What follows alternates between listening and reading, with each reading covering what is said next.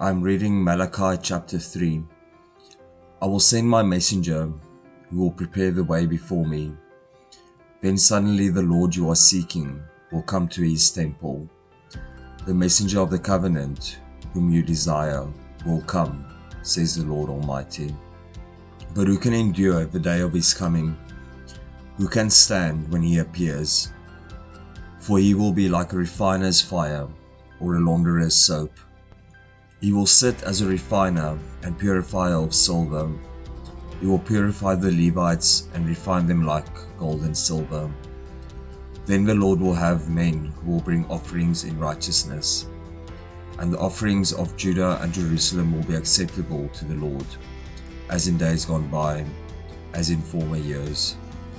So I will come to put you on trial.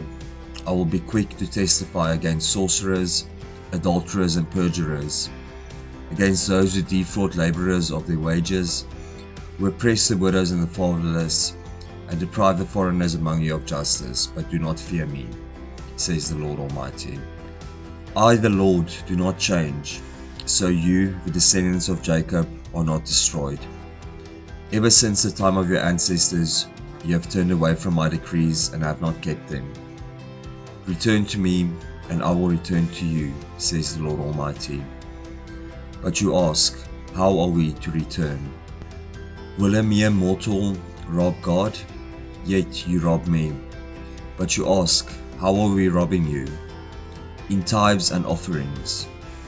You are under a curse, your whole nation, because you are robbing me.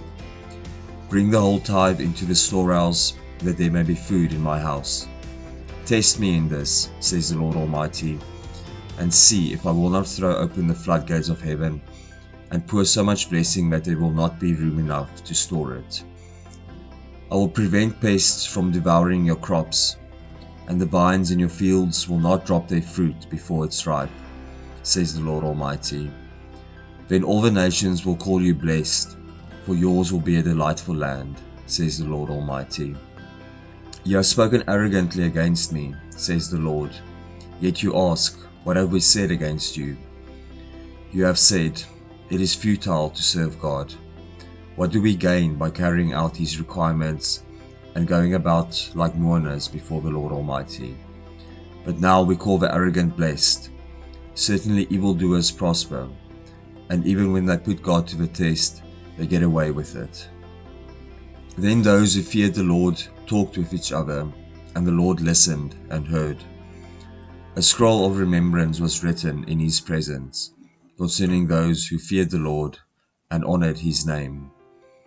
On the day when I act, says the Lord Almighty, they will be my treasured possession.